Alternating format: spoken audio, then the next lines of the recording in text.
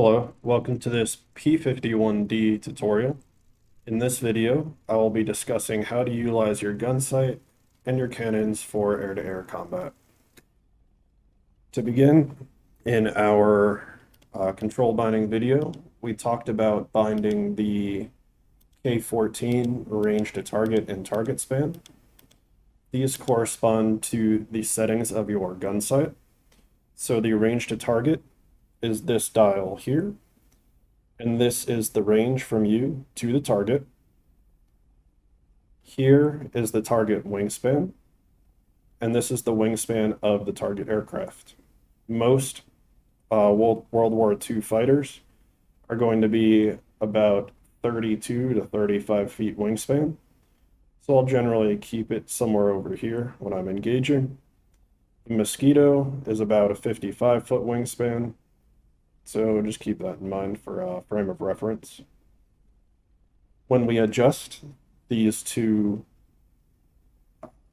controls, we will see our gyro sight adjusts as well. Ensure that you had followed the startup, and we have our guns, camera, and sight in the up position. We have our gyro setting to fixed and gyro. And we have our gyro motor switch turned on. That will allow us to have our gyro sight, and we can see it adjusts when we move these controls. That will allow our gun sight to be more accurate depending on where the aircraft is and how big it is. Additionally, I don't pay as much attention to where these controls are set. I will put the wingspan of the enemy aircraft on the inside of this hashed circle, the gyro sight, and that'll generally allow me to be accurate enough to walk in the tracers. So that's something you can also do on the fly as you are flying, where you might not know exactly how far away from you an enemy is, but you will know their wingspan thereabouts. All right, let's get in the air and I'll show you what this looks like. Alrighty, we're in the air. I'm flying over towards this tanker, and I'll show you what it looks like to utilize the gun sights. The wingspan of a KC-130 is a bit over 130 feet, and you may notice that our wingspan dial only goes to 120, so it won't be extremely accurate, but it'll be accurate enough to get the point across. All right, let's go ahead and throttle back a bit, get behind them.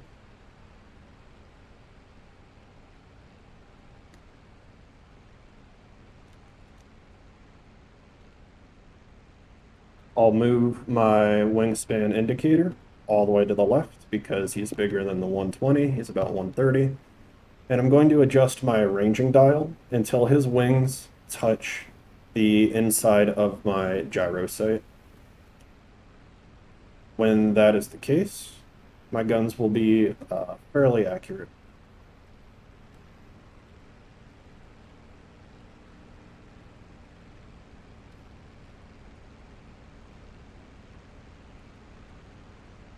I have it on, if you fly a jet, TDC little index finger joystick. It might be easier for you to put it on a slider. I like to keep it on my index finger so it's a bit more dynamic, but it also means I have to hold it in position when I go to fire.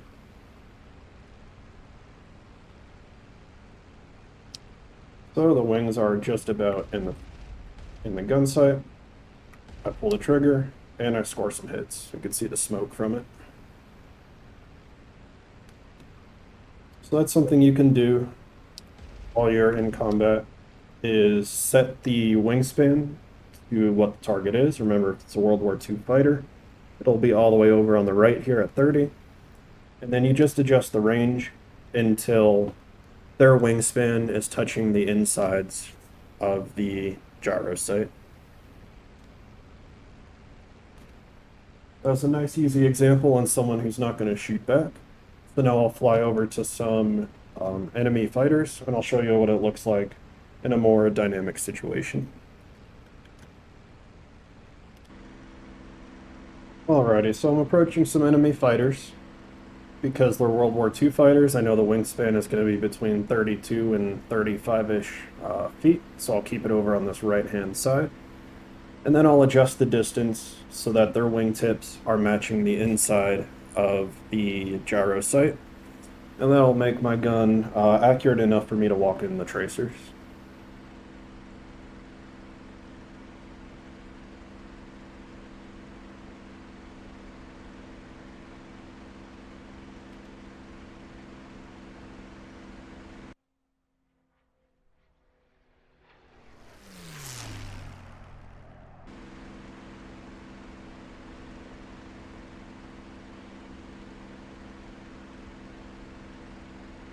They're pretty far away, so I have it at max. And we can see that they're just a speck. Their wings are nowhere close to the insides of the gyro sight. So I know my shots are definitely not going to be accurate. I can take a pot shot or two, and you'll see that the tracers will go near them, but they probably aren't going to hit them. Yep. You're going to want to get a little bit closer. Follow this guy. I'll adjust my distance.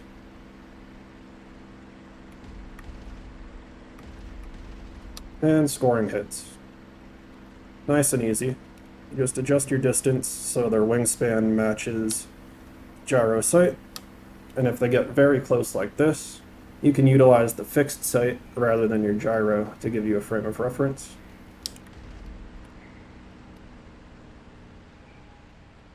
I want to make sure I keep moving so I don't have this buddy find me. But as you can see, you just adjust the sight and you'll score some hits as long as things match up.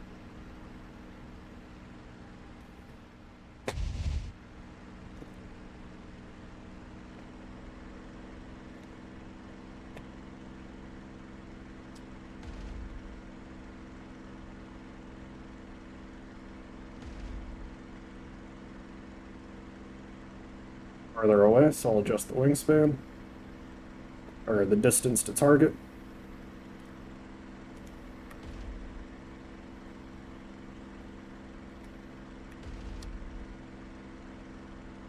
That is a bit too far for me to get a good shot.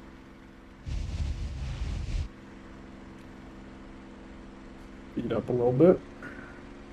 This buddy's going to be coming up behind me.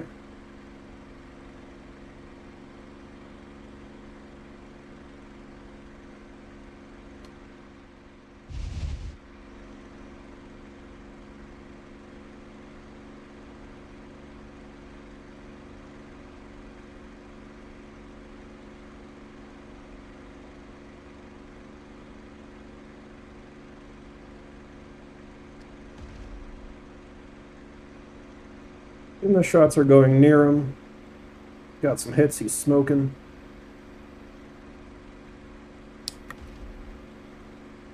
This distance, you have to have a very steady hand.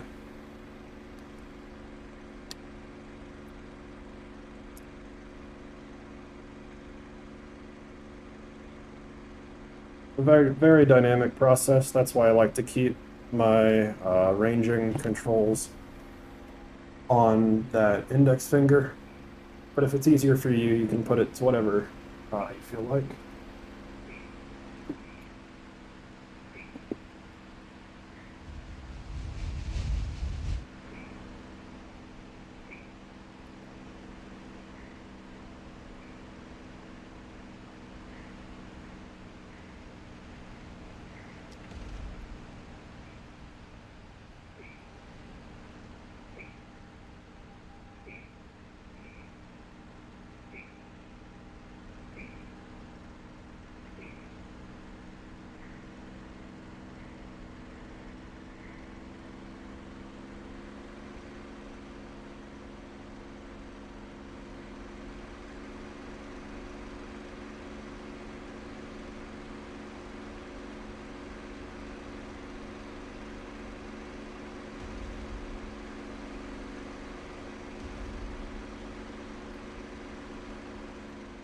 Some hits.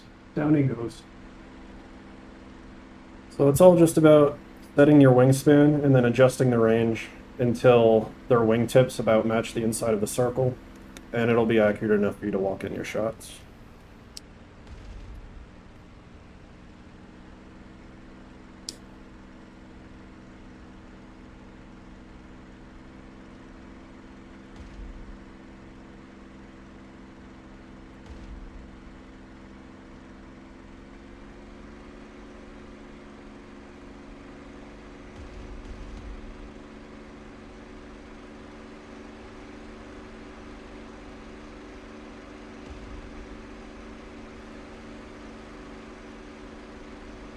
Rather than sitting here for another 5 minutes and chasing them, I'll take some pot shots, but I'll end the video here. Covered some good examples on how to utilize those gyro sights and set the ranging information. We can see he's very far away, so we have pretty much no chance of hitting him. And once again, if he's too close and you're having difficulties adjusting or utilizing the gyro sight, you can always use the fixed point as an example of where they're shooting. Just know that they're going to essentially follow the path of the gyro sight. We can see as I move it around, gyro's indicating where their bullet travel is going to be. Alright, that covers everything. I hope it helped. Thanks for watching.